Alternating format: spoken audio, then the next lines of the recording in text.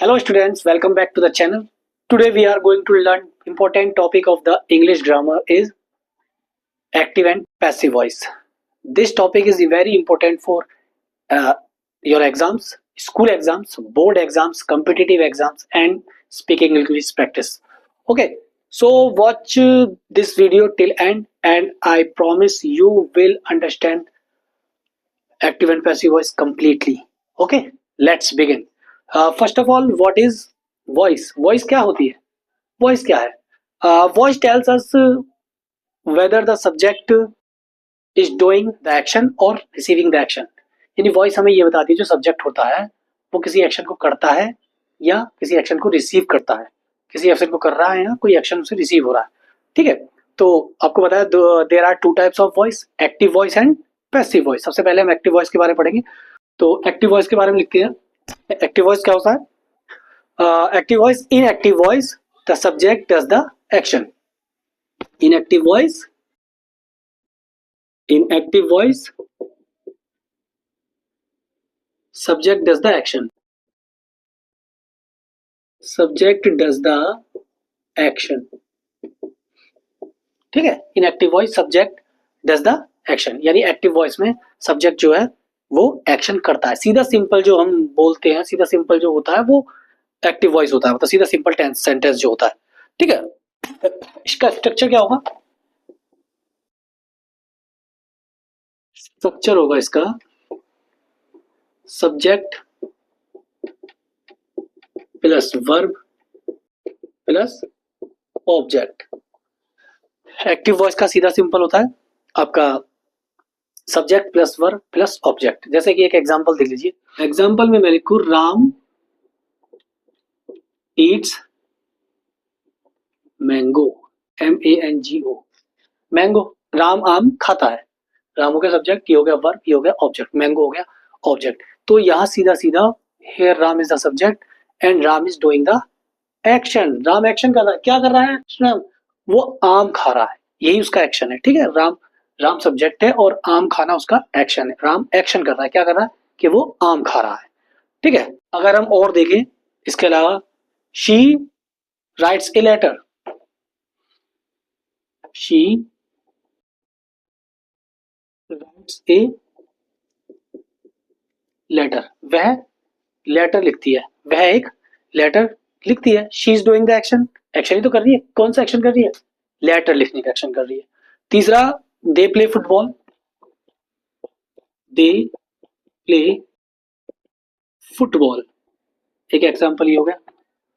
वे football खेलते हैं. तो वे क्या कर रहे हैं? वो एक्शन कर रहे हैं. कौन सा एक्शन कर रहे हैं? फुटबॉल खेलने का. ठीक है, दे इसमें सब्जेक्ट है. ओके, तो ये था आपका एक्टिव वॉइस. तो एक सीधी बात ये होगी कि so when the subject performs the action it is active voice. जब सब्जेक्ट कोई परफॉर्म करता है, कुछ एक्शन करता है, तो उसे एक्टिव वॉइस कहते हैं. अब आ जाइए एक चीज और, active voice is direct, clear and easy to understand. ठीक है, एक्टिव वॉइस कैसे होते हैं? डायरेक्ट होते हैं, क्लियर होते हैं एंड इजी टू अंडरस्टैंड होते हैं. समझने में आसान, इजी टू अंडरस्टैंड. ओके, ये होते हैं, डायरेक्ट होते हैं, क्लियर होते हैं और इजी टू अंडरस्टैंड होते हैं हमारे एक्टिव वॉइस. दूसरा है पैसिव वॉइस.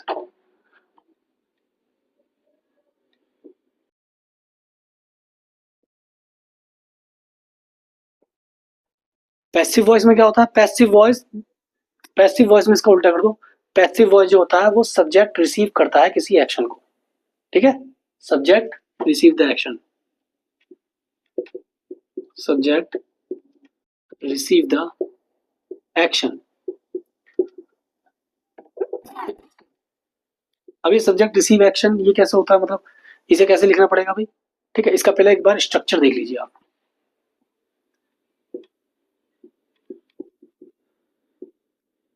स्ट्रक्चर देख लीजिए. स्ट्रक्चर क्या होता है इसमें? स्ट्रक्चर में इसमें सबसे पहले हम जो बनाएंगे वो बनाएंगे सब्जेक्ट को ऑब्जेक्ट बना देंगे, यानी ऑब्जेक्ट पहले आ जाएगा, सब्जेक्ट लास्ट में चला जाएगा. तो पहले आ गया ऑब्जेक्ट प्लस, फिर क्या होगा? ऑब्जेक्ट के बाद क्या होता है? जब हम पैसिव वॉइस बनाते हैं तो ऑब्जेक्ट के बाद क्या होता है? उसमें आती है फिर हेल्पिंग वर्ब। क्या आती है? Helping verb. उसके बाद आता है, जो हेल्पिंग वर्ब आई है उसके बाद वर्ब की थर्ड फॉर्म लगती है, उसे मैं V3 लिख देता हूँ, ठीक है। वर्ब की थर्ड फॉर्म, और फिर उसके बाद बाय लगाते हैं, बाय, और फिर उसके बाद आता है सब्जेक्ट। सब्जेक्ट लास्ट में पहुंच गया, ऑब्जेक्ट पहले आ गया। सिंपल वर्ड, सिंपल वालों में क्या था? पहले सब्जेक्ट था, लास्ट में ऑब्जेक्ट था। यहाँ पहले ऑब्जेक्ट है, लास्ट में सब्जेक्ट आ जाएगा, ठीक है। एग्जाम्पल्स देख लेते हैं। पहला देखो, ऊपर वाले से ही देख लेते हैं। जो ऊपर लिखे थे हमने, Ram Yeats mango. Ram Yeats mango था, इसे एक्टिव में है ये, हम इसे पैसिव में लिखेंगे। इसे पैसिव में कैसे लिखेंगे भैया? सब्जेक्ट यानी ऑब्जेक्ट जो था वो सब्जेक्ट बन जाएगा, मैंगो आ गया पहले, plus helping verb mango is, helping verb आ गया इज, और वर्ब की थर्ड फॉर्म, वर्ब कौन सा? ईट्स, इसकी थर्ड फॉर्म होगी eaten. Mango is eaten by, subject क्या था? Ram. Mango is eaten by Ram, sorry plus लगा रहा हूं। Mango is eaten by Ram, ठीक है, ये समझ में आ गया हो। और दूसरा देखिए, दूसरा क्या ले, they play football. They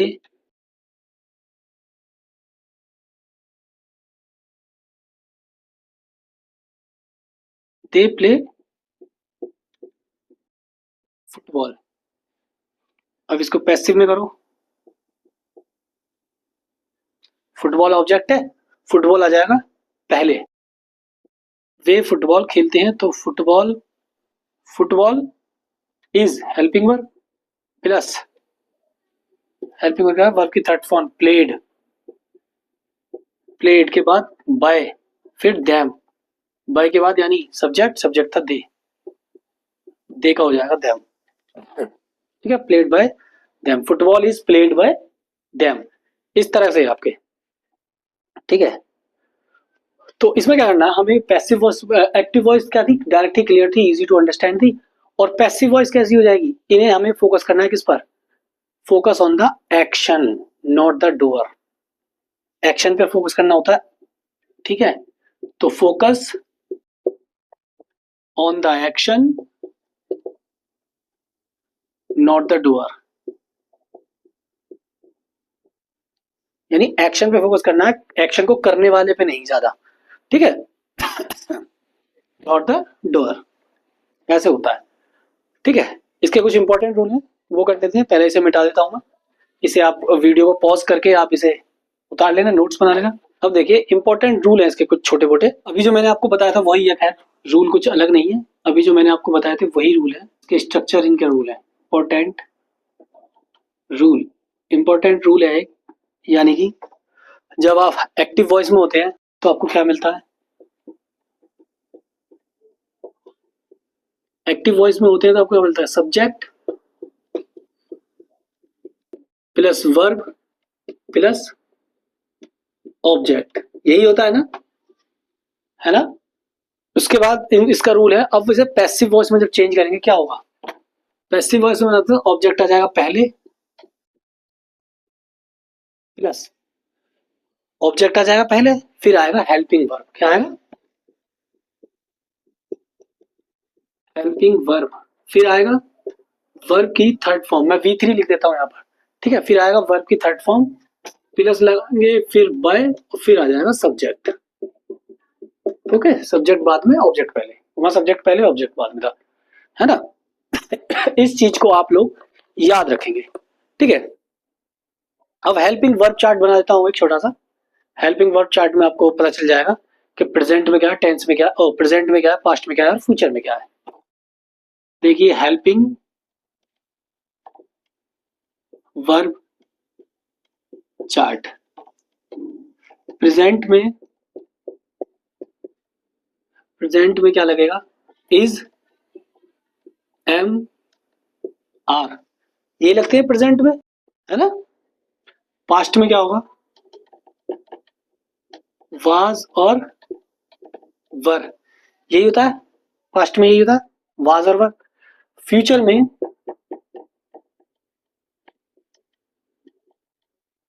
future में होगा विल बी। ये आपको लगाने हैं।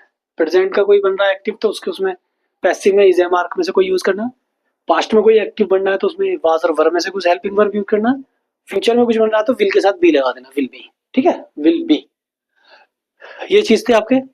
उसके बाद इन्हीं को लेकर टेंस बना लेते हैं। ठीक है, इनकी यूज कहाँ होगी देखो, पहले वाले उससे ही बना लेते हैं। एक्टिव वॉइस एक्टिव है आपका Ram Yeats mango. Ram Yeats mango. अब ये आपका बना है प्रेजेंट में। ठीक है, प्रेजेंट में हम पैसिव में कैसे बनाएंगे। पैसिव में mango is eaten by Ram. Is लग गया ना हेल्पिंग वर्ब, प्रेजेंट में था तो इज लगा लिया। ठीक है, mango is eaten by Ram. दूसरा देखो, दूसरा है, दूसरा देख लो, राम एट मैंगो। राम ने आम खाया। राम एट मैंगो, राम ने आम खाया। ये हो गया पास्ट में, यानी खा चुका है वो।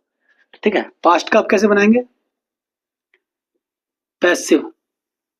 पास्ट में वाज या वर लगेगा, है ना। तो मैंगो सिंगुलर है तो mango was eaten, third form ही लगती है ना, वर्ब भी थर्ड फॉर्म ही लगी किसमें भी हो, बाय राम। ठीक है, अब तीसरे में देखो, फ्यूचर में बना देते हैं active voice. Active Ram will eat mango, Ram आम खाएगा। Ram will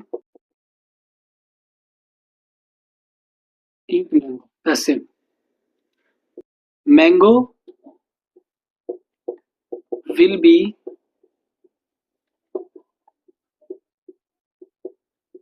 ईटिन by Ram. Mango will be eaten by Ram. ये है आपके।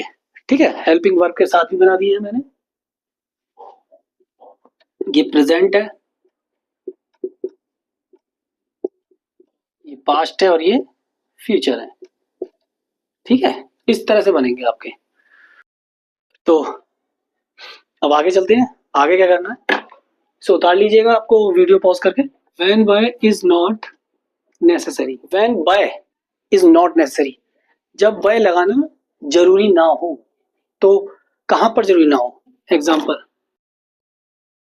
एग्जाम्पल हम मान लीजिए पैसिव बनाया हमने, the thief was arrested. Passive, the thief, the thief was arrested. ठीक है, द थीफ वाज अरेस्टेड, चोर को पकड़ा गया था। किसके द्वारा, बाय पुलिस। बाय पुलिस लगाना यहाँ जरूरी नहीं है ना, क्योंकि पुलिस ही लगती है। नो नीड टू से बाय पुलिस। पुलिस कहना जरूरी नहीं है, बाय पुलिस लिखना जरूरी नहीं है, कहना जरूरी नहीं है। चोर पकड़ा गया, चोर, चोर पकड़ लिया था। ठीक है, दूसरा देखिए, दूसरा है द वर्क इज डन। काम हो गया। ठीक है, इतना ही, इतने में ही बहुत है। द वर्क इज डन, ये कहने की जरूरत नहीं है कि किसी के द्वारा हो गया काम। ठीक है, तो यहां लिख देंगे नो नीड टू से, नो नीड टू से बाय समवन। हमने ऐसे क्यों लगाया, because the door is not important. दोनों में ही डोअर करने वाला इम्पोर्टेंट नहीं है ना। भाई चोर को पकड़ा, पुलिस ने ही पकड़ा होगा, पुलिस ने ही गिरफ्तार किया होगा उसे, है ना, अरेस्टेड, अरेस्टेड। तो पुलिस का कॉमन हो गया है, तो भैया पुलिस का ही काम है, पुलिस पकड़ती है। तो डोअर के बारे में लिखना जरूरी नहीं है। काम हो गया है, हमारा इंपॉर्टेंस दे रही है हम काम को। काम हो गया, किसके द्वारा हुआ, किसने किया, वो जरूरी नहीं है। करने वाला जब जरूरी ना हो वहां पर बाय लगाना जरूरी नहीं है। जब करने वाला डूअर इज नॉट इम्पोर्टेंट तो वहां बाय भी नहीं लगाएंगे। ठीक है, अब एक क्वेश्चन आता है, why passive voice is used. Passive voice is used, passive voice is used, why, क्यों करते हैं। इसके कुछ पॉइंट है, जैसे कि जब डोअर अननाउन हो, डोअर इज अननाउन। जब डोअर अननाउन हो, जैसे कि my my phone was stolen.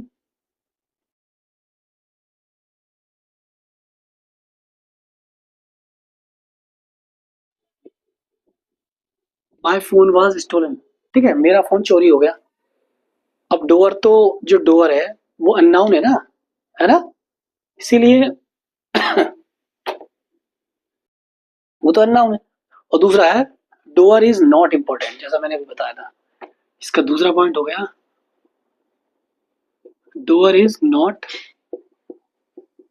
Important. जब डोअर इम्पोर्टेंट ही ना हो, जैसे कि the work is completed, the work is, example हो गया इसका, द वर्क इज कंप्लीटेड, काम पूरा हो गया। डोअर करने वाला इंपॉर्टेंट नहीं है, काम तो हो गया, काम की ज्यादा जरूरी है, काम ज्यादा जरूरी था। तीसरा पॉइंट है इसका, focus is on action, action पे फोकस देने के लिए, फोकस इज ऑन एक्शन। जब एक्शन पे फोकस किया जाए, ठीक है, जब एक्शन पे फोकस किया जाए तब होता है, तब हमें इसकी जरूरत होती है पैसिव वॉइस की। जैसे कि the match was won, the match was won, match जीत गए या मैच जीत लिया था, है ना। किस पे फोकस हो रहा है, एक्शन पे फोकस ज्यादा हो रहा है, हमें मैच के जीतने से मतलब है, ठीक है। तो ये थे आपके। अब कुछ कॉमन मिस्टेक्स हैं, उन्हें देख लीजिए आप। कॉमन मिस्टेक्स यहीं कर दो, नहीं यहाँ नहीं हो पाएगा। कॉमन मिस्टेक्स, कॉमन मिस्टेक कौन कौन सी हो सकती है, देखिए, यूजिंग रॉन्ग वर्ब फॉर्म्स, ठीक है, ये पहली है, यूजिंग रॉन्ग वर्ब फॉर्म्स, गलत वर्ब की फॉर्म्स यूज कर लेते हैं। मैंने कहा था शुरू में भी जब करवा रहा था, तो हमेशा थर्ड फॉर्म यूज करनी है, ठीक है, वर्ब की। Always use third form of verb, हमेशा थर्ड फॉर्म यूज करो वर्ब की, ठीक है। Always use third form of verb in passive voice, in passive बनाते समय, ठीक है। दूसरी मिस्टेक क्या हो सकती है, दूसरी मिस्टेक होती है फॉरगेटिंग हेल्पिंग वर्ब। आप कभी कभी हेल्पिंग वर्ब लगाना भूल जाते हो, forgetting helping verb, helping verb ही लगाना भूल जाते हो, हेल्पिंग वर्ब जबकि बहुत जरूरी है। Helping verb is necessary, necessary, ठीक है, हेल्पिंग वर्ब नेसेसरी है, जरूरी है। तीसरी मिस्टेक क्या हो सकती है, रॉन्ग सब्जेक्ट ऑब्जेक्ट चेंज, है ना, रॉन्ग सब्जेक्ट ऑब्जेक्ट चेंज। कभी कभी हम गलत सब्जेक्ट ऑब्जेक्ट को चेंज कर देते हैं, ऑब्जेक्ट की जगह कुछ और लगा के चेंज कर दिया, सब्जेक्ट की जगह कुछ और चेंज कर दिया, ठीक है। ऑब्जेक्ट जो होता है वो सब्जेक्ट बनता है, याद रखना, ऑब्जेक्ट बिकम्स सब्जेक्ट। जब ऑब्जेक्ट सब्जेक्ट बन जाएगा तो सब्जेक्ट ऑब्जेक्ट बन जाएगा अपने आप, ठीक है। ये थी। तो students, today we learned so today we learned what is active voice, what is passive voice, their rules, examples, ठीक है। I hope you understand everything clearly. If you like this video, like the video, share with your friends and families and relatives, and subscribe the channel for more English grammar videos. Okay, thank you for watching.